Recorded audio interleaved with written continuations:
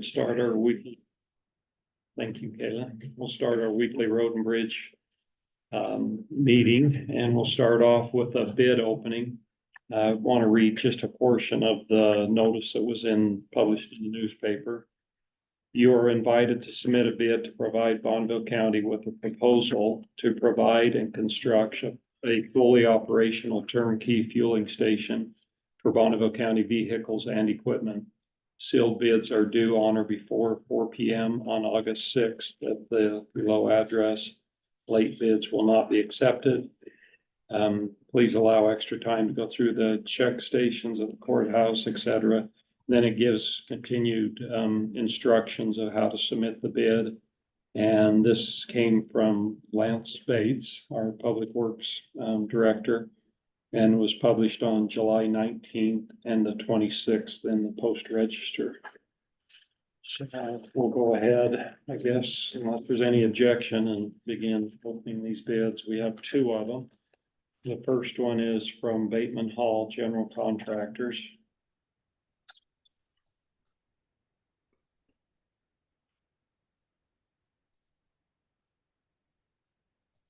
The letter, the instructions. Is there anything specific I need to look for besides the price, Lance? The price and the full package needs to be there. And it looks like It appears that it is. Yeah, it appears like the full form is there. Okay, and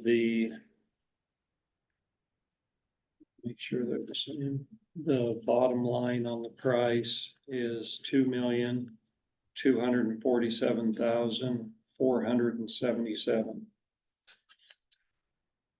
Even. Yeah.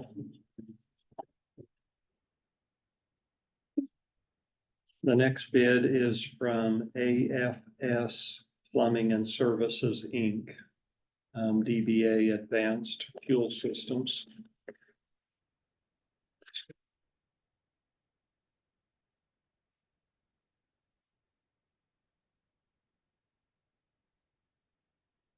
This looks like all the same information that was in other bid.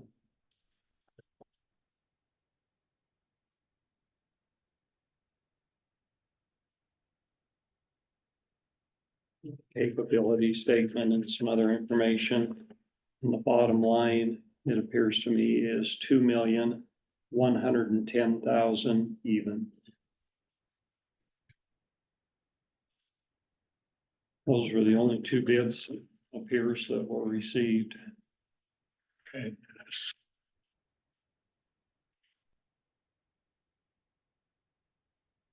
So I assume that you'll go ahead and go through an inspection process, make sure they have everything required, that the bid meets what was asked, And check the map on everything. and then come back to it. Yes. Okay. Any questions? We'll next go to an ordinance that is on our calendar to adopt. It's ordinance number 263-24. Do you want to explain that? Is that coming from you, David? Actually, talk about that. So yeah, this is the ordinance 263-24 dealing with safe breaks in the county. And there's two sections to this. Section A, they will be prohibited within a mile of any city limit.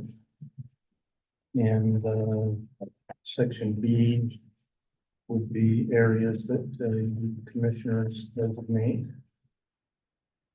as a prohibited area. This has been through legal counsel. They've added their comments to it. So Have you guys reviewed it? Do you want to look at it? Is there any member of the public that is here in regards to this being posted on our calendar? Okay, is there any questions that you guys have? No, thanks, Sam. Is Rick on this? Okay, I guess we could have a motion then to approve it, to adopt the ordinance. I think we adopt the ordinance 263-24. Second. All in favor? Aye. Aye. Okay, Okay, Lance, I'll let you go ahead and take the rest of the agenda as you think is best. The next thing quickly to cover is signing the agreement with HK Contractors for the work on Ammon Road widening. We signed the notice of award a couple weeks ago, and this is the contract documentation to get them started. Okay.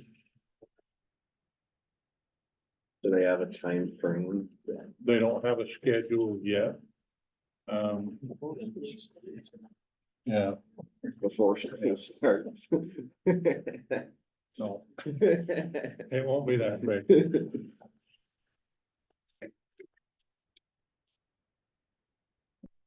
No, you won't get. Easily. Okay, are you guys okay with signing this? It looks like. I don't know how many signatures they want. They have 2 per designated representative. Do you want all 3 commissioners signed on it or just one? So I think the designated representative just Sorry, I'm just curious, remind me which section that is. from Lincoln Road, basically up to the highway. That's right. Yep.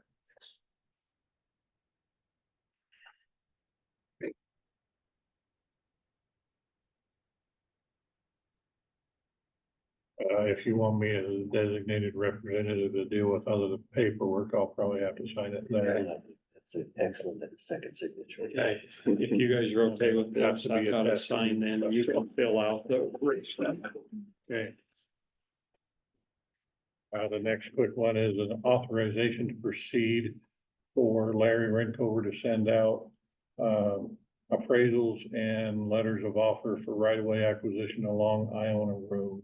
There's 5 different parcels that is, and this authorization to proceed. How many parcels does that leave? So there is like 30 total. With this authorization to proceed, I think there's over close to 20 that we've got authorization. You guys to want to proceed look at on. these amounts before I sign it? Which section is it? Iona Road from Ammon Road to 45th East. Okay, just the east part. Where This we is got that the grant. strategic initiatives grant one. Okay. Yeah. And Coons had a parcel there. He has a farm piece right there, yeah. And it's not a very wide piece, but he has. We got a precious piece. So.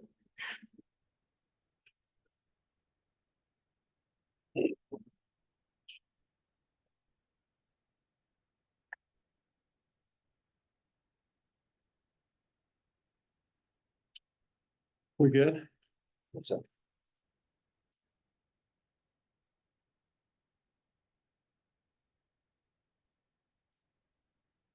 That go to you? We'll get her to make copies of it after the Okay. meeting. The next quick one is administrative settlement on parcel number 15 for VDLT on the First Street project. Michael Scott, representing that, is online too, if you have specific questions about this. He is recommending we do an administrative settlement for this parcel. So explain that to me a little further. So the first portion of the documentation there says what the appraisal went for. And then Michael Scott has talked with him and they've gone back and forth. And so the administrative settlement is over and above the appraised value based on different conditions. And maybe Michael Scott has particulars about that if you want. Do you want to explain it to us a little bit more? Sure. Yeah, we started out on the administrative settlement there, the $8,679.49. That was an initial offer of $1.14. And then we found out subsequently on most of these parcels that the market values were substantially higher than that. They're kind of a unique property on this project. They're the only one that they're zoned to R2 multifamily, but they got 4 fourplexes on there. So you're looking at, if you consider it as an appraisal, it's probably commercial property just because of the level of income that they're producing from it. although it would be limited more than like a C-store or something like that. But they provided some comparable sales of R2 properties that were at $10 to $12 a square foot. And they came back with a counter offer of $9 a square foot. And the rest of it, all of the other compensation for improvements for landscaping and not whatnot is they were all in acceptance with that of what we offered originally.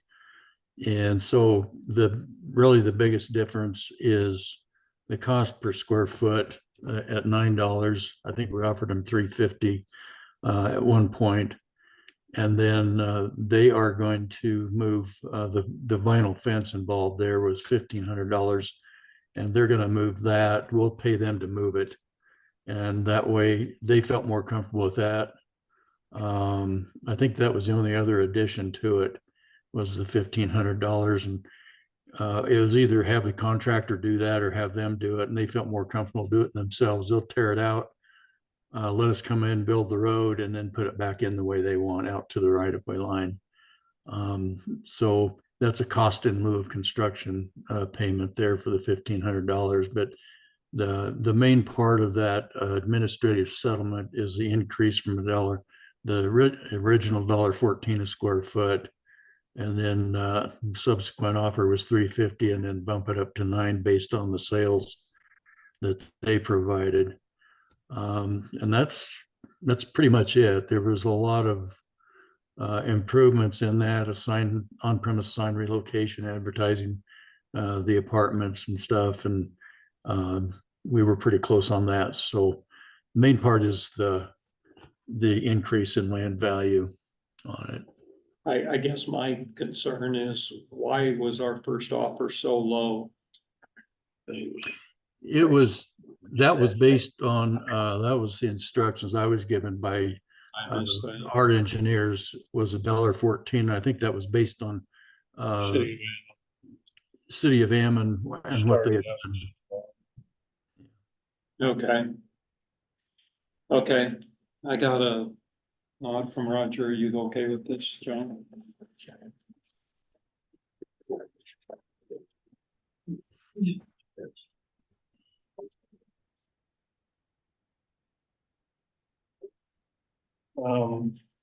Quick update for Mrs. Mendenhall.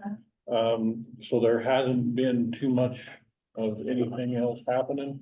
What we expect to get from Keller Associates soon, that's next gonna happen is design for that culvert. We're gonna try to do that culvert this winter while the water's out. And then we've got a negotiated services contract. So a right-of-way agent will be reaching out to you, and the other parcel owners out there. We've got 3 parcel owners now with the reduced scope of the right-of-way on 49th South and 15th East. And that should be happening over the course of the next several months, that we'll get appraisals done, and the commissioners will look at those appraisals or just double check them, and then they'll go out to you. I believe Michael Scott is also going to be the right-of-way appraiser that we're gonna contract, and so he'll be contacting you. Okay, so at this point, are you still looking at buying my entire property? No. Or, We were never looking at buying the entire property. but the footage that came in was gonna affect greatly my driveway and the access to my garage. And then, with the easement that will come to pass in the 7 to 10 year plan. So I would eventually just not have access to my driveway. So I think the plan currently reduced some of the right of way there. In the future, we don't know exactly what's gonna happen, but it may be a City of Idaho Falls project at that point in time. So Keller and Associates, when they were out, they told me that this is the one-time offer that I'm gonna get, that if I don't wish to understand the full plan for like what you're gonna do in the future, that you'll pay me for whatever I'm getting, and then you continue on with your plans and adjustments from there. So that's why I'm making sure that I'm showing up to observe myself on this, so I Yeah. don't end up 10 years from now not being able to access my garage because. I think you'll still be able to access your garage. It is probably gonna be more difficult. But with some other things that are going on, I can't tell you exactly what that roadway is gonna look like in 10 years. We've seen some information that it may not have to be a 5-lane arterial road in front of your house. It may be able to be a 3-lane arterial road. And what we're proposing to take right now would accommodate a 3-lane arterial road. And so with that, there was also the concern about entering and exiting my driveway being that close to the light. That is still gonna be a concern. And You don't have enough frontage to push it far enough away from the intersection. Yeah. 15. I'm gonna share it right now, Brian. Stands, like, I couldn't even list my property for sale at this point because we don't know what's gonna happen and I would have to disclose and then that would put me on hold for a long period of time. So that's why I'm trying to just understand what's gonna happen with my property and what I can do.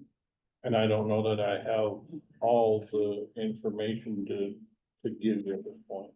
What we're trying to accommodate right now is a signalized intersection there. And we've minimized the right of way takeoff of your property and the other properties to try to fit those signal poles in there to allow it to happen while not closing off your access. So if you would look at my property with the stoplight and everything, I'll never be able to take a left-hand turn out of my driveway. Because as it stands with a 4-way stop sign, it oftentimes gets congested there. And so I would only be able to take a right-hand turn out of my driveway. That is a potential, yes. Right, and so that's a great inconvenience to us. Is this it right here? That is it, yeah. Do you have 2 driveways that go on to, what is that, 49? No, I don't have 2 driveways. It looks like it goes both directions, but it doesn't. The one right, the wide spot closest to the intersection would most likely be closed off. And it would have to be pushed back further, but you can still access the garage. Would have to probably redo some of that driveway to be able to come in off of the road. But taking a left out is probably gonna be very difficult in most of the day with the amount of traffic that is anticipated on this arterial road. What did you mean when you said it could be an Idaho Falls project? Is this, They could annex this with, so it's right now, this is county. right now it's county, It's- yeah. It's a Next Idaho joint Falls. project right now. The city of Idaho Falls is agreeing to participate with us on certain things on this. But we were the sponsor for the project. It is a county jurisdiction road right now. But the city of Idaho Falls is directly across the street. This is an old picture because there's a subdivision there now on the southwest. People post, we can see it. I apologize if I seem like I'm being difficult. I just- Oh, no. You're not at all, Oh, no. I can see the challenge that this is gonna be. 49th and 15th, right? 49, Is that your property? 49 Or- homes. Oh, Fifth. sorry. So we're up. So that wasn't the one. That's That's why not it looked like a circular driveway to me. Direction, I think. Oh, So I think to this the one. right of Centera, it'll go back to the east. Right, Okay, Should that be corner right should be there. mine. Right here. yeah. Okay. Okay, yeah, the other one had a circular Yeah, that's driveway. right. So let's see if there you can see like. It's a very wide access point right now. It's probably 100 feet wide right now. Yeah, see, you can see my driveway is at an angle and then I have, kind of like 2 large trees on the corner we have like parking spaces for the cars and, you won't be able to have any of that there with that four-way stop sign and, or in the easements. And we'll only be able to take a right-hand turn because there will be a stoplight there that'll always have traffic. Because right now it's congested a lot, it's just a four-way stop. So is the right of way, that bottom line, right? That's all county right of way. That's where it is now. We're So going it to looks have like to some take of a little those bit. trees are on county right of way. Your parcel viewer can't be 100% accurate where trees are located, but it's pretty close. But, my understanding is they're gonna take it from Holmes and 49. So I'm like, I'm gonna go down from like 1.66 acres to 0.92 acres. And that's a substantial amount of property that's gonna be, We haven't got the appraisal. We don't have the exact legal descriptions yet. I haven't seen the legal description yet for the exact take. I mean, it looks to me like you'd have to curve that driveway away from the intersection and kind of where your trees are, you know, to have any chance of having a driveway that you could turn left on, well, which would be an option, but you'd lose a tree, I just like. you mean to go out on Holmes instead of on 49? No, go ahead and go out on 49, but down in that east corner. Right. Because of the That's- narrowness I of the mean, property, it's then gonna be there's really difficult to make a left-hand turn out. It Regardless. will be difficult. It's unfortunate to have a residential property at the corner of two arterial streets. Guess we'll probably just have to see what the appraiser recommends and what it That's comes what I back was gonna at. say.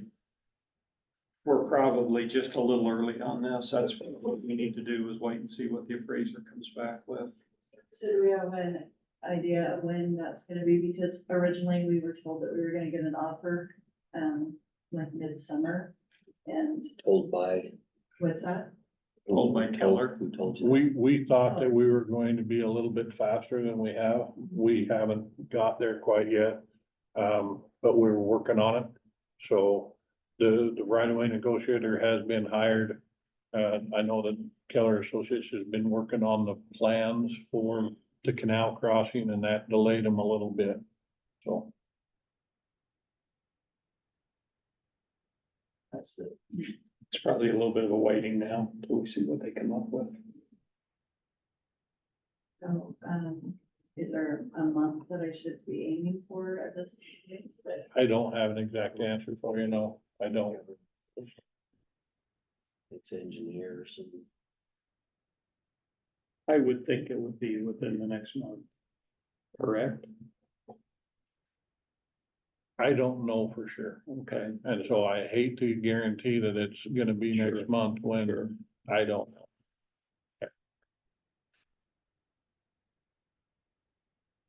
I'm past here by now and we haven't moved at all, Does so. that answer your questions? I know not in the way you want them answered, but it's just hard, cause it's just, you know, in limbo. yeah, no, I totally understand. But it looks like that's where we're at. Okay, I think now we wanna maybe have Randy Waters come up and talk about his request for proposed access on Highway 26. This proposed access is, right now, the jurisdiction is the state. But because of the potential relinquishment of this section of the highway, they want buy-off on granting access onto Highway 26 from the county. Because if the 49th North connector from US 20 to 26 happens, that will become a state route, and the Highway 26 currently will become a county jurisdiction road. This parcel is just past the trailer house place on Highway 26, just past Woodruff. Okay.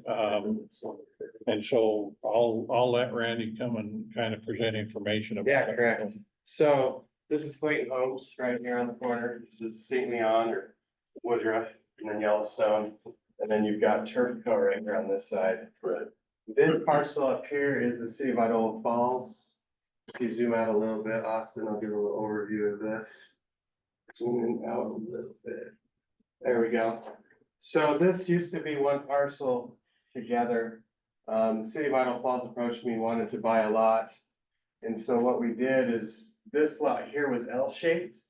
It was one piece. We sold this piece to Vision Collision for a compound yard. I ended up building my building here, and then this extra piece we gave to the city of Idaho Falls because they needed access. And they wanted a total of 7 acres. So we wanted to give them 7 acres. So we had it surveyed. Surveyor screwed this up, he fixed it. And then we closed, and then in January, I get looking at my paperwork, because I had somebody approach me saying, we want to build on this. We want you to build a building for us. So I got looking into it, discovered that the surveyor put the line in the wrong spot. And so you can see this line, so the sewer line from the city comes here, goes into this property, and then comes here in Weiss and serves this whole development. The line was supposed to be parallel to that sewer line. Well, the surveyor took the line and just drew it straight with this line and just straight out. By doing that, it restricts this property having water and sewer access because the water and sewer sits right here. And this has only got a 13-foot access point. So in January, I notified the city, said, hey, there's been an error. I discovered it. We need to fix it. Met with them. They said, you know what? We see the problem, have your surveyor give us a quick claim and we'll send it to our surveying crew. They did that, they came back and said, no, it's ours. It's like, okay, so shortly thereafter, about a No, month or it's two, our well, mistake or it's our dirt? it's their dirt. It's theirs, okay? So they filed for an annex, so having not been able to work anything out whatsoever with the city. So I got Steve Taggart, an attorney, to help me try to work with the city. I wasn't getting anywhere. They filed for annex. I had to go to the meeting. So I went to the meeting opposed saying, there's a boundary issue. We need to fix this. And I said, if it wasn't for the water, so this right here, there's a sewer line right here that stubs right here. And then the water to this lot stubbed right there. So clearly it goes to this lot. So I went to the meeting and opposed it, saying, why would this developer give you two water connections, 2 sewer connections, and then limit his access to 13 foot? It's a mistake. I mean, you can tell. If there wasn't water and sewer, you could probably argue and say, you know what, tough luck, you screwed up. But water and sewer connections are there. So it got voted in the annex meeting 3-3. It was tied. No tiebreaker was made. The next day, July 3rd, my attorney, Steve Taggart, emails me and he says, you got their attention. And it was a cease and desist from Michael Kirkham. The 3-3 was the annexation failed. Yeah, tell me what it was. I don't know. I don't know. Well, It was 3-3, no tiebreaker, 3-3 is a typo, so there's no majority. but I'm told that it still advances. It still goes to city Was that- council. It was P and Z, It's so it should P&Z. still go to city council, Okay, so right? that's a recommendation. Yeah, it's a recommendation. So we probably, or it hasn't gone to city council. Need to wait. Well, let's see here, so this is my thing, so they denied me, so they're saying, no, we're not gonna fix it, so ultimately it leaves me no option but get access on Yellowstone. That's it, and prior to this, I talked to ITD. ITD said, yes, we will allow it, but only if the county City says said, yes. okay, because County it says might yes. be us. Okay, what about utilities? Okay, good point.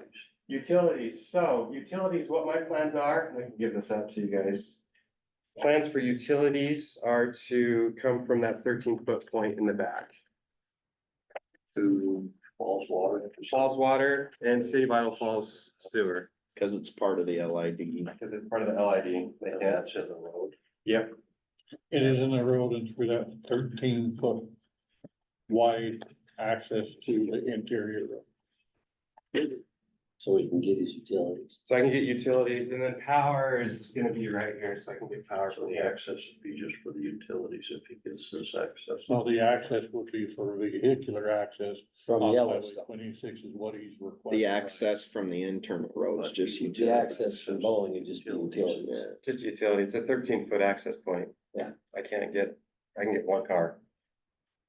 And the city's being gracious and working with me. That's benevolent of you to say. I've never, Well, I didn't intend to cause a problem, but July 4th was a different meaning for me. It was really depressing. To be my told. concern is how you're gonna serve with utilities. If that is allowed, then the access is a separate question. Yeah.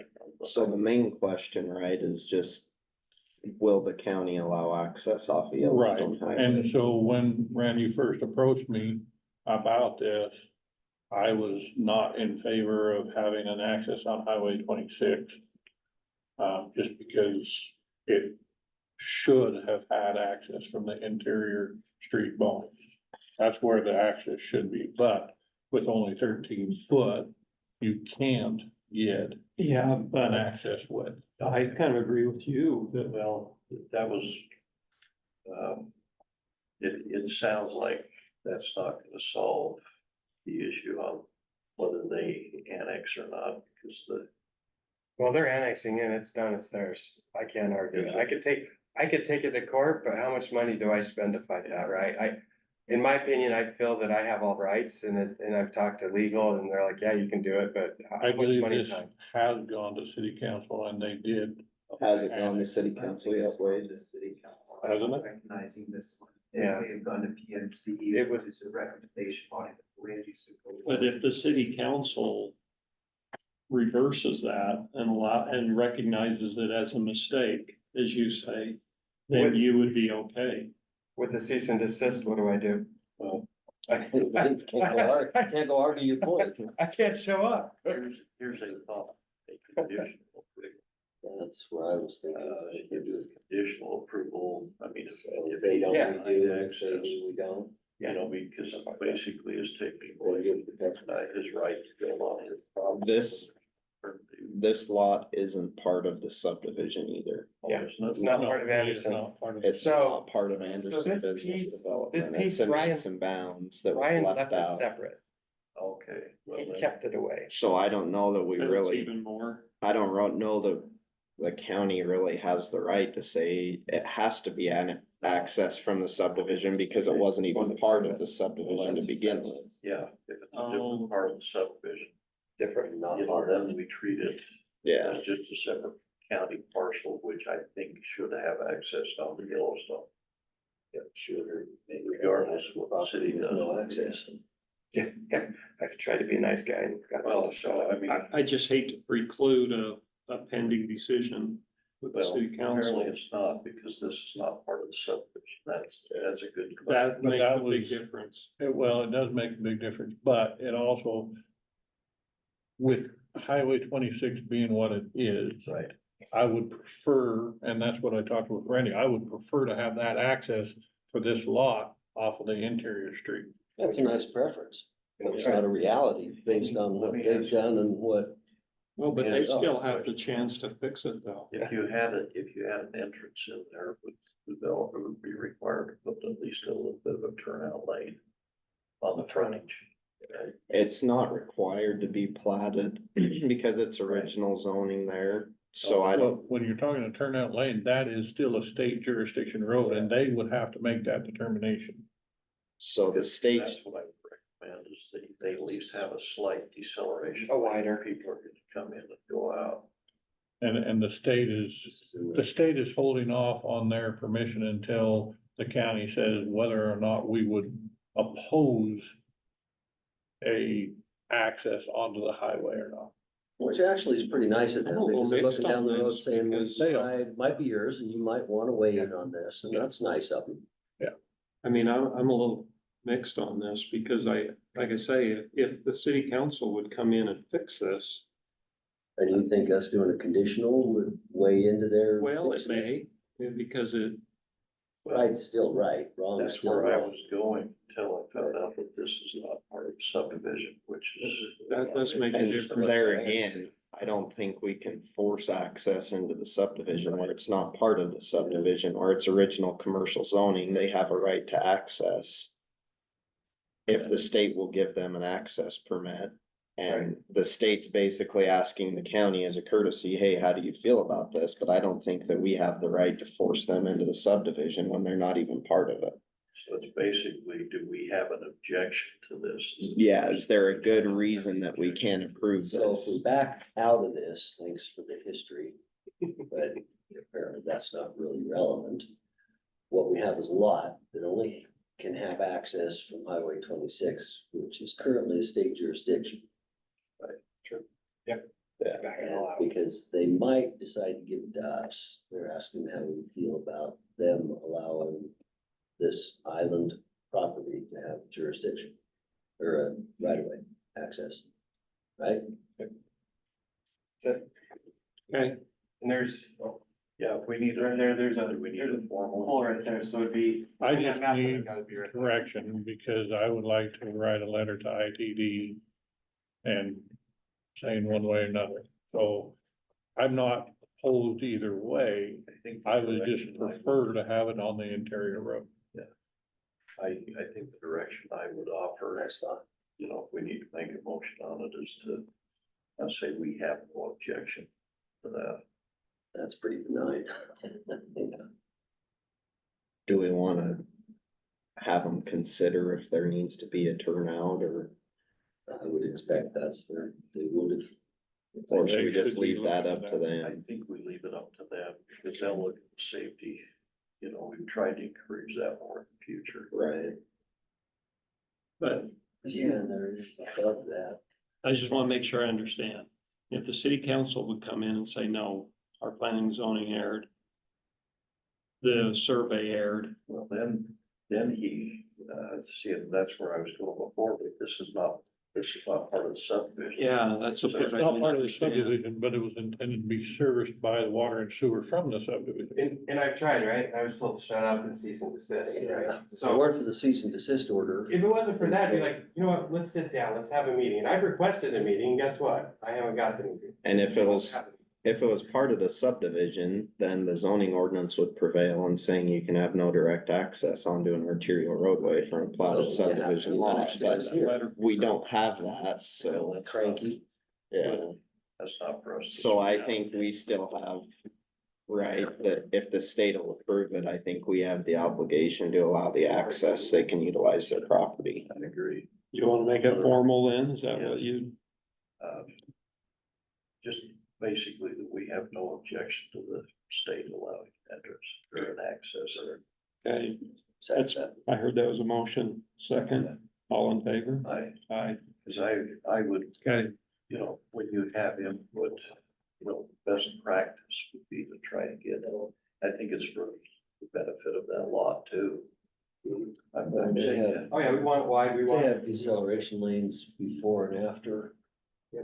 I think they just extend that down. So I mean, it's- okay. Does that give you enough to proceed forward so that we can keep things moving? Okay. Just make sure you don't make a water pond there.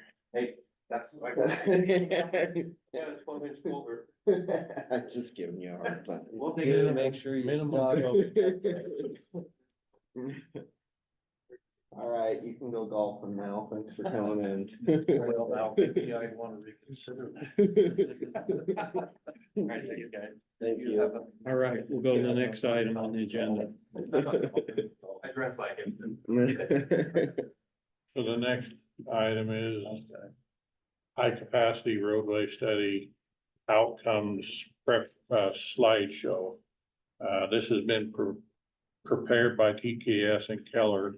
But they have asked that I and Austin can chime in if he wants, just to update you on where the high capacity roadway study is. So if you'll go to the next slide, Kayla, please. You guys look through these? So the revision came last night at about 11 p.m. That answers your question. Oh, yeah. Oh, no, I did this morning when I saw it, because I knew this Yeah. was. So the slideshow basically will talk about a number of different things. We'll talk about baseline conditions with growth assumptions, some baseline projects, some projections for traffic conditions in 2050. We'll talk about the need and the purpose and need statement for the high capacity roadway study. We'll talk about the differences between an expressway and a strategic arterial. We'll talk about some of the alternatives that were considered, some of the considerations that were then thrown out or eliminated due to one reason or another. And then we'll go to the recommendations. So next slide.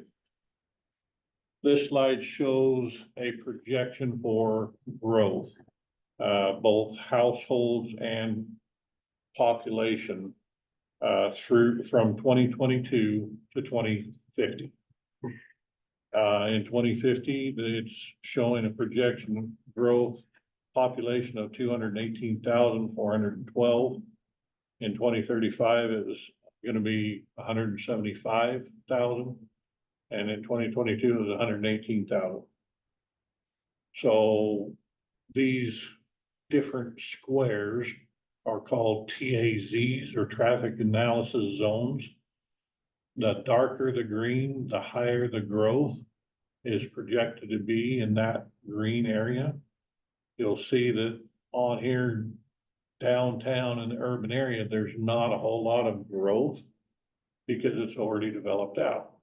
As you get further out, if you look at where I'd say they Beach's can Corner account is, for all the high density housing that's gone in and it's going in. well, and they try to make account for that in some of the TAZs, and those are projected, but Yeah, the highest, one of the highest areas there, that green, is up by Beach's Corner. Where Freedom Acres and the new proposal from Rockwell is gonna go. And so that's where some of that high growth area is gonna be. There's a lot of these areas that are in the county and not inside the city limits.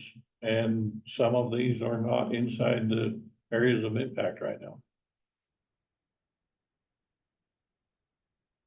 Questions about that?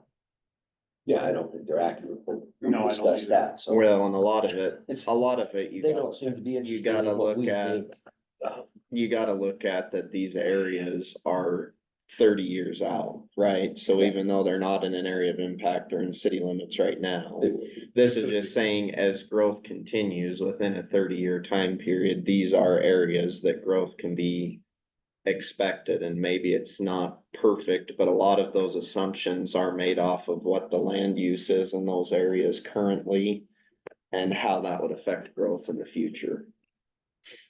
Okay. Next slide. Shows the same type of projection, but this is for employment numbers. 2022 employment numbers were 75 or 71,000. In 2050. It essentially is close to double to 130,000. And it has the different TAZs, the same TAZs for both, but it shows where the projected job growths are going to be. So. Is this supposed to be where the employment locations are, or where the working class are located? So I think the intent here is where the jobs are at. Cause this is showing job growth in areas that are residential, not commercial, not business or office or, except for that bit to the north along I-15. Part of the south is exit 113, and that section between Smith Chevrolet all the way down out to Melaleuca. Yeah. Cause that zone's, you're seeing a lot of industrial. And some of them are, I mean, it is projections, and some of you get further out, those numbers are 13, 30, 100. I mean, they're not huge for the amount of area that is there. So is the red line up on the north side, with the highway, is that the current line? That Highway 20 alignment is the projected H2 with the I-15 US 20 connector done. And the Kinda. and the 20 to 26 kind of, connector. it's not actually where Well, either of the options are. It's kind of like a it's- squiggly line between them. It's pretty close. I mean, yeah, scale of maps and where the road. And is it's placed. really just put in there to be able to estimate the commercial growth along those major. Yeah. Major expressways type developments, so. And it shows the connectors from US 20 to 26, basically tying in. Micah? Just comment on this job growth. Some of what you're seeing there, we're putting these together is, home-based employment. So in some of these areas where you see a whole bunch of residential growth, you're also gonna see job growth because we have a pretty high percentage of home-based employment. Do you have a number for that? I don't Percentages? I haven't seen one, and So I know in Ammon, I have three nephews that used to go to an office and now they all work from home, Yeah. but. Yeah. That's 100% of my nephews. that's a big difference. So that's a, I mean, that's changed in this last 10 years. Yeah. We had to account for home-based employment. if you ever see numbers on that, send them Oh, over. yeah, sure. It'd be interesting. Thanks. Next slide. So the housing growth is anticipated probably on those outskirts for where the housing is. It does not account for all of the high density stuff. It doesn't. But I think they've tried to put some of that in, like the Snake River Parkway, which is where a lot of high density is. They've tried to put a lot of those numbers in that area. That's in Jackson Hole Junction. Jackson Hole Junction, the Snake River Parkway. Job growth is anticipated primarily along the US 26, I-15, US 20, Sunnyside Road, and then around City of Idaho Falls and Ammon. The growth patterns indicate increased demand on the regional highway system. So that's, assumptions are what assumptions are, and sometimes they're not entirely accurate, but they're the best tool we have right now to try to look for the future. Next slide. This slide shows some of the projects that are currently either being actively planned, designed, constructed, or hopefully going to be constructed by 2035. Drag the closed caption to the top. Aaron Thank you. also sent a message in chat and he said in 2022, approximately 8.5% of Idaho Falls workers worked from home. So. Thank you. Line at the bottom, that's going right up 65th South. That is on 65th South, As and opposed to The off. problem with that is it comes right through the middle of the developments of Ivywood. That's, This- that line this should is be on below. alignment right Yeah, now. it should be So out this alignment. is kind of what so we're not talking about expressways yet. We're not talking about strategic arterials yet. We're talking about some of the improvements that we've talked about.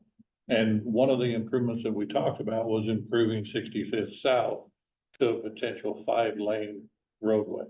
Now, through this study, I think that if we get this expressway, which is further south, and we'll get to it, this 65th South is likely to be a 3-lane arterial roadway, and the same with 49 South could be a 3-lane instead of a 5-lane.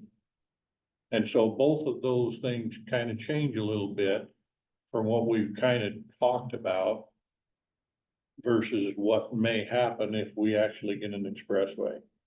But all of these projects are kind of assumed to be baseline when we go to a 2050 scenario and what's going to be needed in 2050. You'll see some of the projects are in Ammon, many of them are in the county. Many of them are ITD, the US 20 or the I-15 US 20 connector is shown in there with that proposed H2 alignment. It does show a connector from US 20 to 26. And the tie-in at Beach's Corner. It has some of the other programs. The one the heavy section in green there in 2023 projects is the 5-lane arterial that we just got done doing as a county project on 45th East. which is quite lovely. Even if Austin can't use it. He'll soon be able to use it, or parts of it. More questions? Next slide. These are estimates, and they're high-level estimates for some of those medium-term baseline projects. Over $100 million worth of projects. Those are just the baseline stuff, and that doesn't include the I-15 US 20 connector. I-15 US 20 connector stuff. Right now, those baseline projections are into the hundreds of millions of dollars. Long-term baseline projects, 2035 to 2050, another $220 million worth of infrastructure projects that need to be done in order to try to get to the point. And these are not the strategic arterials, these are not the expressways. Next slide. Now we're going to talk about level of service. We talk a lot about level of service when we talk about traffic demand, and sometimes it gets confusing about what a level of service is. So this graphic kind of shows where the difference is between level of service A, which we've got a lot of 2-lane county roads that have very little traffic that are level of service A. We go down to level of service D, E, and F, and you can think about 17th Street at 4:30, 5 o'clock in the afternoon, or Ammon Road, First Street intersection. Into 25th. So you think about some of those being level of service D, E, and F. In the BMPO access management plan and what we try to do, when we get to a level of service D, we're getting pretty uncomfortable with stuff. If we go to a level of service E, it's failing, and we need to get something done and try to look at it.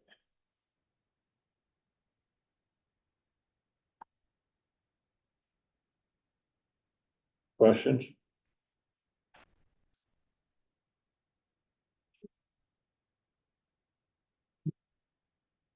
Okay. This graphic is a projection of traffic conditions on our current roadways with those baseline projects in place in 2050, with red showing congestion. There's a lot of red.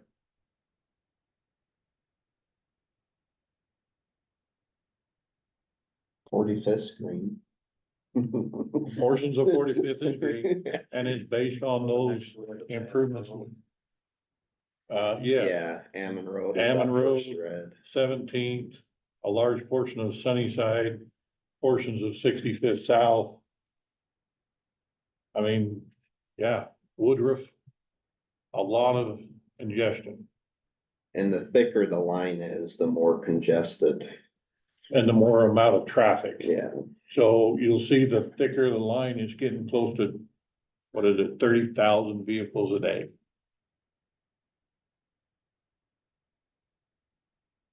Couple of toll roads solve that problem. It might solve the problem for that particular road. Force everybody else to go somewhere else. So Lincoln Road is congested, First Street, 17th, Sunnyside. And I did question how Sunnyside clear up in the foothills is gonna be congested, but that's what the model came back. So, I mean, there's not a lot of traffic, a lot less traffic, but if you've got bumper to bumper back and forth, it's still level of service E and F.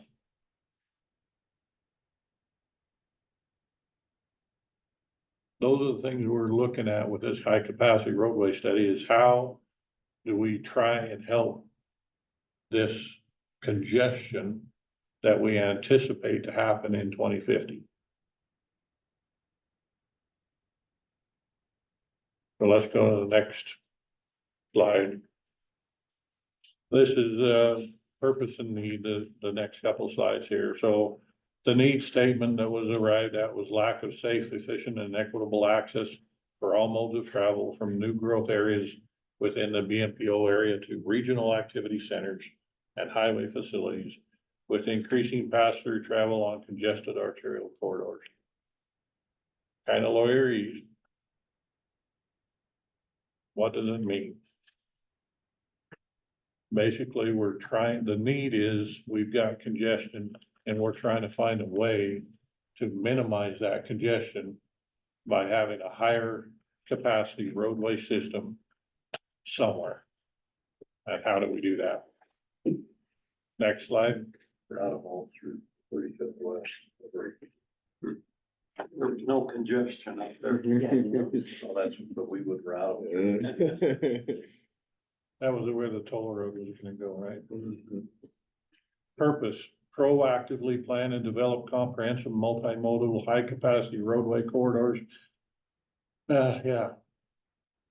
So develop some pathways in our access management plan to have these higher capacity roadways that will help prevent congestion through the main area of town.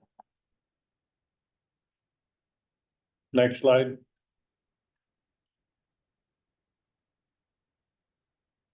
We talk about expressways. We talk about strategic arterials, the expressway. Right now, US 20 through Idaho Falls would be a pretty good example of an expressway. High speed, very limited access, or no access to adjacent properties, few intersection roadways, but it's moving people. And that's what it's intended to do, is move people. Doesn't have to be exactly like US 20. It doesn't mean that some of the roads that we have now couldn't function similar for a long time. Again, we're talking about congestion in 2050. And so in a near immediate term, if you put something out through there, like US 20, it'd be a ghost town for a long time.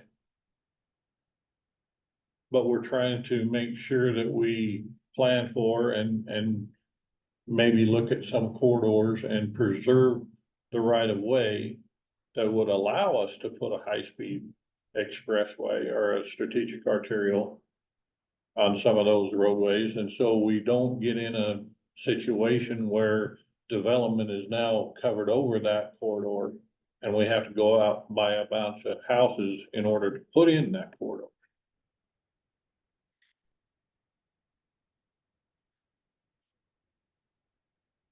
Next slide. Strategic arterial. Similar to a principal arterial, but a little bit more access restrictions, raised medians. They give an example of what 25th East looks like there by the mall right now. We've got medians, we've got limited places for left turns. That's what a strategic arterial is geared towards. Doesn't mean that some of what we have now, like on a 45th East, couldn't function as a strategic arterial, but we don't want to get in a situation of allowing a bunch more access points or a bunch of single family residentials to come into that corridor and now be able to access it. Because eventually we're going to want it higher capacity, moving people and not accessing properties.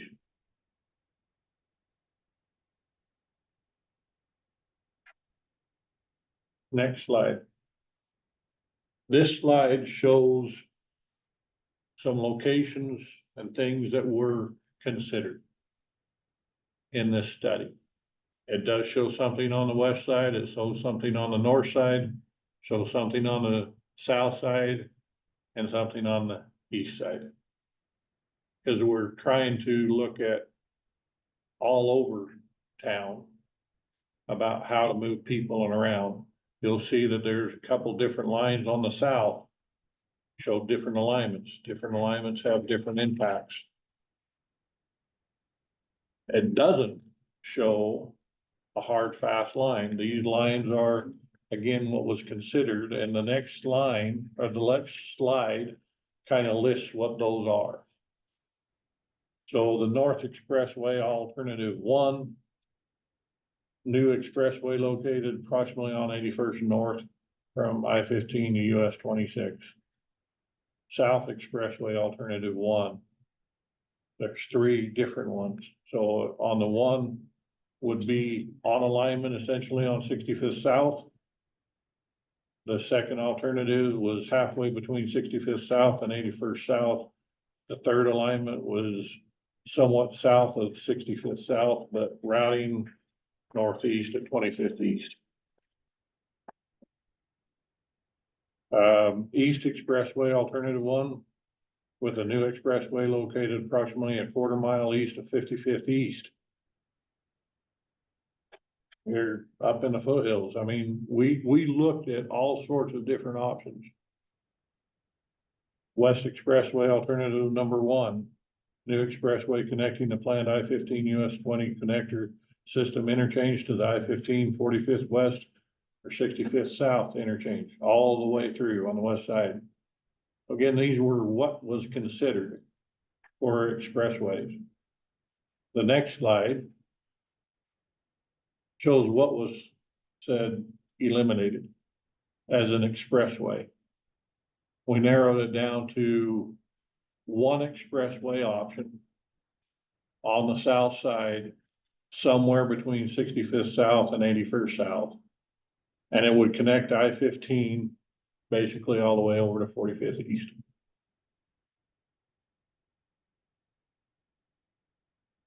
I'm showing that. Yeah. That's coming up, yep. So the next slide is broken into 2. There, the top half of it is from I-15 over to 5th East, and then on the bottom, it's from 5th East over to 45th East. It shows a broad stroke.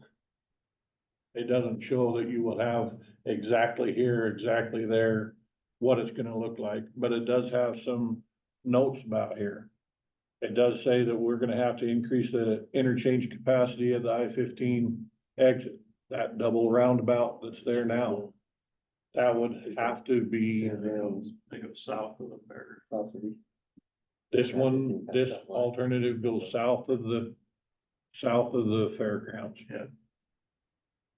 It tries to We minimize. brought that up in the meeting, Yeah. that was a big deal, that we needed to avoid that area as much as possible. Yeah. And we did, cause on one of the alternatives, it kind of cut right through on 73rd. Oh, you have something there? So is that a new interchange, future interchange at the bottom? Yeah, Most of these are new interchanges. Yeah. Or future overpasses or where so you've got overpass, if you're not gonna have direct access onto it, you got a future interchange where they actually get off that expressway back on the local system. any questions about this? No. And it could shift a little bit depending on if this gets adopted, then it gives us some tools, hopefully, to preserve those corridors. But if we don't get it in place early enough, we may have to shift and jog around here and there a little bit. So the next slide shows some of the benefits of this South Expressway. Can you go back one? I hate to take some time, but just a quick question. I mean, why not run things a little straighter and then curve, why ruin such a large swath of? Well, the large swath isn't necessarily what you ruin. It's just somewhere within here is where this road needs to go. But couldn't it be on already establish right of ways and then bend at the top. The problem is with putting it on already established right of ways is all the existing accesses. So the reason that you try to split it is so you can still preserve those two arterial So roadways you wanna keep. and those. have those accesses, whereas if we go down 65th or down 81st All on of the those alignment, houses that are there. then we gotta reroute every access Okay. that on a answers new my roadway, question. so. Fine, right-of-ways. And it's a lot more impact like Mrs. Mendenhall here. I mean, you start talking about her property. Is if you can go south or you can go around it. And yeah, it makes the road kind of curve around, but we're talking about 55-mile-an-hour plus roads.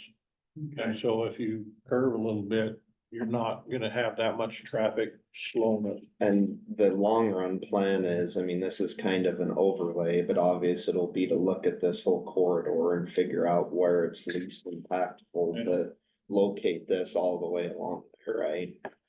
And there's a big blob there, right at where Highway 26 or Highway 91 comes in and 65th South and the railroad tracks. And the gravel pits, Yeah, I mean, it's a big blob right there. Okay, we can go on. So the benefits, reduces future traffic demand on Sunnyside Road by 12%.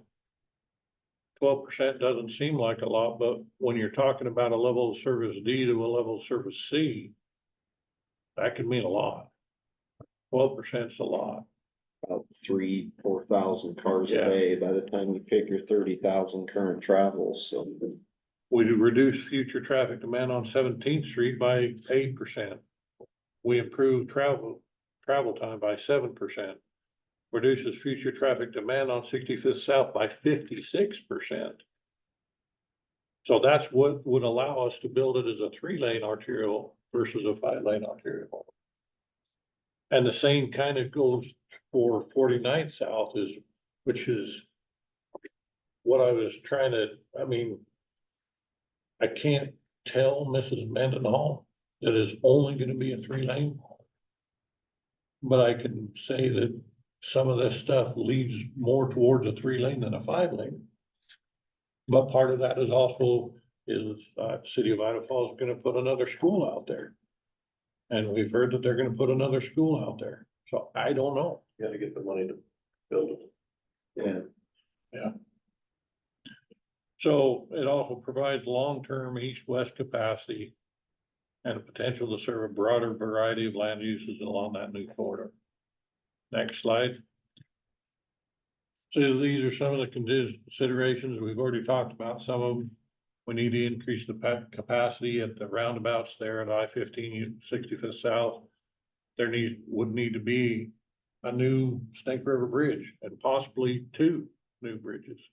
Depends on the condition of that bridge. Interchange at US 91 South Expressway. How do we get an expressway across the railroad track? What does that look like? Most of the time you have to go up and over railroad track. And so we start looking about a big structure to deal with the railroad. We try to minimize the impacts on platted developments. We try to incorporate 50s future extensions. We did make a big deal about avoiding the fairground. Tying in with 45th East. You know, what does that look like? How do we transition from an expressway to an arterial road, and especially at that intersection where we've got a hill coming down from Camora Loma. And we've got 45th going right through it. How do you do that? So That's a tough one right now. it is a tough one. But there's things we talked about is potentially doing a large peanut shaped roundabout where you have multiple accesses onto it and you're coming from a 55-mile-an-hour road to a 45-mile-an-hour. Next slide, strategic arterials that were considered. Again, these are just considered. So when we started on the process, again, 65th South was being looked at as a strategic arterial. Cause we didn't know whether that expressway had happened, so in the process. I think 65th South is no longer being considered, right? So if you go to the next slide. The recommendations, we reclassify certain roads as strategic arterials. 45th West, Old Butte Road, 25th East, 45th East, 49th North, 33rd North, Lincoln and Sunnyside. Doesn't mean that what's there can't function as maybe an arterial, that's a strategic arterial. But it means that future developments along those corridors may have to look a little bit different. Mostly access management type changes to how much you allow. Next slide. So this is a map of kind of those strategic arterial recommendations. You'll see 33rd North, 45th West, Sunnyside, Old Butte Road, Lincoln Road, 45th East, 25th East.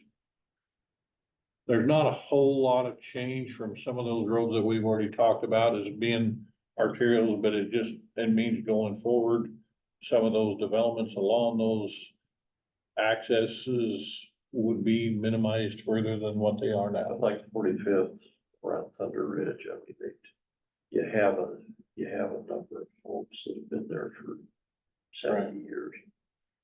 But they've developed this so the subdivisions come out and have access points, sort of look more similar to that. It'll look more similar to a Sunnyside Road. Right. Than even some of those older portions of 45th East. And as you continue. 45th East will look more like Sunnyside than not. And I just wanna say why we're looking at this slide, and we've talked about this a little bit, but I think you guys commissioners have done a really good job as identifying some of these areas already, and we've already put some of those things into work, like 45th East and 49th North going to 5-lane. That helps the plan immensely that we're already identifying and doing these projects, and that's why that whole east side really is going to work so well as a tie-in point, is because of what you guys have already taken action on and done, so. That's part of the purpose on 49th North.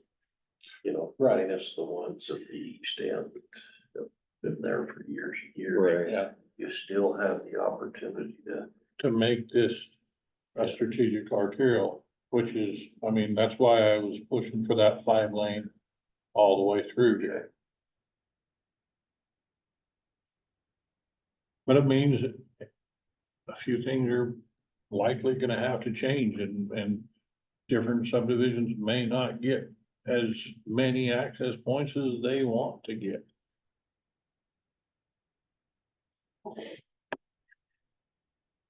Next slide. 45th West, these are some of the benefits. Benefits, 25% decrease in future travel time. Improved corridor safety, and we reduce conflicts, and we reduce the inner city travel on I-15. We're just essentially getting them out and around. Old Butte Road, potential 5% decrease in future travel time, improving corridor safety. There's some other future considerations that would have to be that. This is one particular road where a lot more of it is in the city of Idaho Falls, and they have to worry about it, but a lot of these outside, they're all in the county right now. Many of them are in the county, and so that's why we wanted really to get this information to you as soon as we could and look at this. None of this has been adopted, none of this has been formally presented for adoption. But we're going towards that direction, and we're gonna need some direction, so. Next slide. 25th East Strategic Arterial, 5% decrease in future travel time. All of these things is like some of the benefits, what it is now, 5% reduction, again, doesn't seem like a lot, but when you take the overall system, we take 5% here, 5% here, and 12% here, 10% here, we start helping what's gonna happen on those congested roadways quite a bit.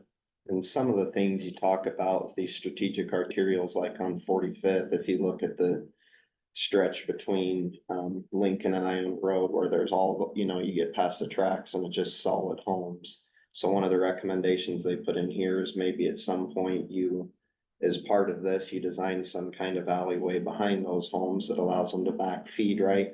I think that's more wishful thinking than reality, but that's the kind of things you start to shoot for to make these function a little better. And you start looking at different options for those direct access homes onto arterial streets. Next slide. 49th North, some of the benefits. 25% decrease in travel time. That's huge. 33rd. Okay, there's 5% there. So, yeah, there's not as much over there, but it's using an existing corridor. And on 33rd North, it's 33rd North, I told him multiple times, but on the map it was right, on this it's wrong. So, but using those existing corridors instead of trying to weave out through any unincorporated or farm ground or whatever, as it goes back to some of what Commissioner Reed talked to earlier, it's like, why can't you use an existing road? We're trying to use an existing road for the most part. That ag preservation type deal could preserve some of this from having a bunch of building along there, couldn't it? It could, Yeah, on it that could side, help some of can, that. for Yeah, sure. yeah, for sure. And that's more why we moved to the on alignment on the west side of town, is to not affect all of that farm ground, future agricultural uses, and try to keep it more on alignment and leave the existing uses alone rather than cutting through them with an expressway or different type development, so. Yeah, well, and there's limited access out there because it's undeveloped ag. Right. Undeveloped So it's right not- now. Nobody's Yeah. put housing developments out there, houses every half acre driveway. And if we have this plan in place, then if a subdivision is proposed out there, we start looking at different things, and it's like, no, you can't have an access every quarter mile, it might be every half mile, or it might be every mile. And so there's some differences in how we approach potential development along these corridors. And that is kind of wraps up the presentation, I think. I think there's one more slide there, Lincoln Road. And Sunnyside Road, there's not huge travel time savings with these improvements on those, but again, collectively, overall, you get 5%, 5%, 10%, 5%. It starts adding up to a lot of reductions in congestion downtown. Yeah. Now, I believe Aaron is still online from DKS. What's Yeah. that? So, yes, thank you, Caitlin. So Aaron is still on here. If you have some specific questions that I didn't answer, maybe Aaron can answer it for you. Well, I Lance, don't I did think- wanna, I think I had, Go ahead, sorry Aaron. about that. One point I wanted to make too, Lance, you kind of touched on this, but that kind of difference we're seeing between benefits for corridors, the more built out corridors, so think Sunnyside, 25th East, those corridors have less benefit, mostly because we're not assuming that a lot will change on those corridors in the future, right? There's a lot of stuff that's kind of already set. There's not much we can do with the access that's already in place.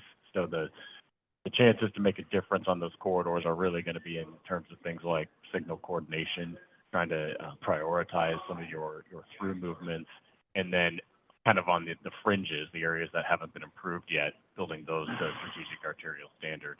The more rural corridors is where we're seeing the higher potential improvement, because those ones are kind of a clean slate, right? You get to do a little bit more with future projects in terms of building them out to a strategic arterial access standard.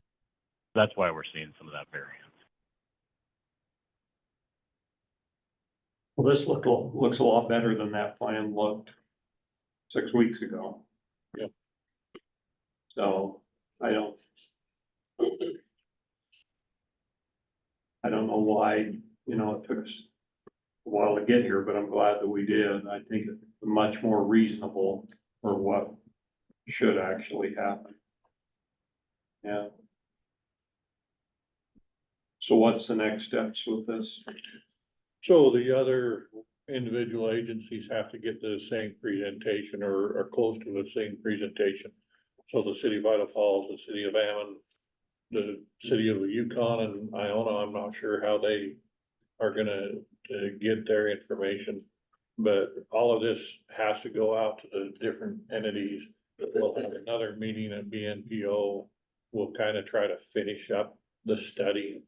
And it will eventually, hopefully be coming back fairly soon with a way to, I said, we'll get an update on the access management plan.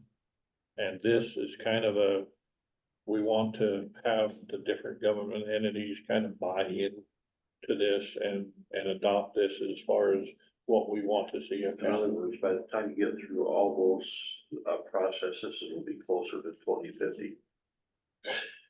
Well, tomorrow's closer to 2050, but this has already taken longer than it kind of been planned for. So I think the intent for most of the steering committee is to get this wrapped up and get it back to you fairly quick. No, I appreciate you taking another look at it from what was presented, to BPMO, BPMO. Why can't I, BMPO, thank you. A month ago, so this is much more reasonable. Palatable. Am I leaving anything out, Aaron? No, I don't think so. I do think there's that one sample I've mentioned a few times to the steering committee, and if folks are still interested kind of in the progression of how an expressway could get right away allocated and then built out. The US 97 or US 93 bypass in Kalispell, Montana. Even if just going and looking at that in like Google Earth and looking at kind of the historical imagery, you can see how that expressway corridor was built out over time, starting with more of a kind of arterial connection and then getting built out with interchanges and various phases over the years. So that's the expressway side of this can be a little intimidating. It's a massive roadway with a lot of interchange, huge investment. But that area is still rural, mainly undeveloped, although development is moving fast down there. That can be built in a series of phases in more of almost a local road setting, just with the assumption that as this corridor gets built out, some of that access will go away because it's going to become an expressway. So there's some, I guess, other cases where something similar has been built successfully to help serve a similar purpose. Just want to leave you with that.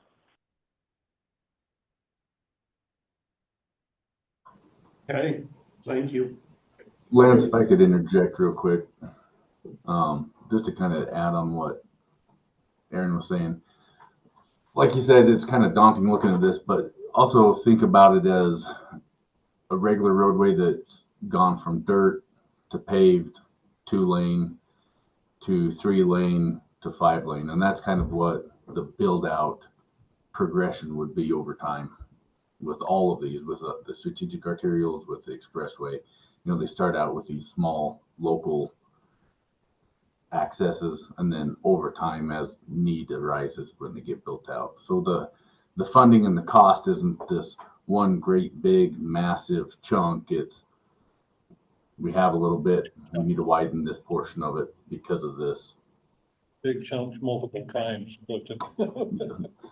All right, yeah, big chunks multiple times, not massive big chunk once. So, anyway. Well, I'll be honest, I'm missing the dirt more and more, Me too. the dirt roads. That was less. Okay.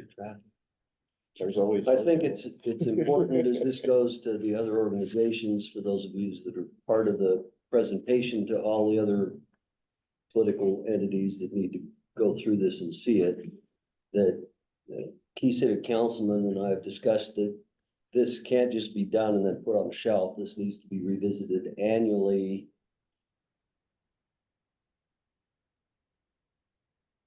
At least until we get to the 2050 mark, so that it doesn't get forgotten like the last high density traffic study. And having planning and zoning is just forget about it and give accesses. So our planning and zoning, city planning and zoning, Ammon planning and zoning need to keep this document alive, or we've all just wasted a bunch of time and money. We're not interested in that. Okay. All right, thank you. Don't have anything else on the agenda specifically, unless there's other things we need. Does Wade, Wade, do you have anything that, I did meet with, just as an update, we meet with Wade and Carrie yesterday. We're gonna start working on putting together an MOU on the Snake River for development along the Snake River that is part of connecting our communities to make sure that the county and the city are on the same page as far as what needs preserved for walkways, future green belt, future connectability. So we're gonna be actively working on that, hopefully have something together by the end of the year, I would think, so. Excellent. okay, that's great. Appreciate the cooperative work between both of you. So I think that's it then. Well, next week, we need to have a little more discussion on that road you were talking about and 95th West. Or Yeah, do we have a plan then? well, they're just gonna go take a look at it. Or- Okay, We'll take a look at Taylor Mountain. Taylor Mountain. Is what you. I thought it was Taylor, so they went up Henry Canyon, Oh, which was my mistake. This is the one that goes up over the top, connects with Bingham County. And the critical part that we're having a problem with is about 300 feet, right, going into Bingham County, because it goes down into a hole. It's gonna become a dust bowl. maybe you could look at 95th West as well. Yeah. Have somebody run out and look at that 1 mile stretch. Yeah. Okay, that sounds good. We'll go ahead and close the meeting then.